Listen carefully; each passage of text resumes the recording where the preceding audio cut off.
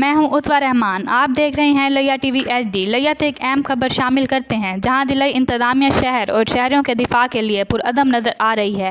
Deputy commissioner امیرہ بیدار کی زیر صدارت تمام محکموں کے سربراہان کا اجلاس منعقد ہوا، جس میں قومی دفاع اور عوامی تحفظ کے حوالے سے اہم فیصلے کیے گئے۔ ڈپٹی کمشنر امیرہ بیدار نے اجلاس سے خطاب کرتے ہوئے کہا کہ پوری قوم اپنی بہادر افواج کے شانہ بشانہ کھڑی ہے۔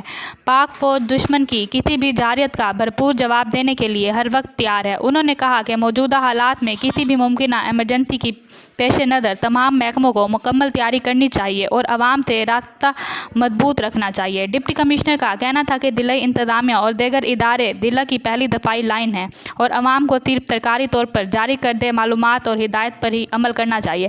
انہوں نے سوشل میڈیا گروپ ایڈمنز کو بھی خبردار کیا کہ وہ غیر تصدیق شدہ معلومات کو وائرل کرنے سے گریز کریں تاکہ افواہوں اور بے چینی سے بچا سکیں۔ ڈپٹی کمشنر نے ہدایت کی کہ کسی بھی ممکنہ ایمرجنسی کی صورت میں تمام محکمے باہمی طور رابطہ کاری کو مضبوط بنائیں تاکہ فوری اور مؤثر اقدامات کیے جا سکیں۔ یہ تھی لیا سے اہم خبر۔ مزید اپ ڈیٹس کے لیے دیکھتے رہیے لیا ٹی وی ایچ ڈی۔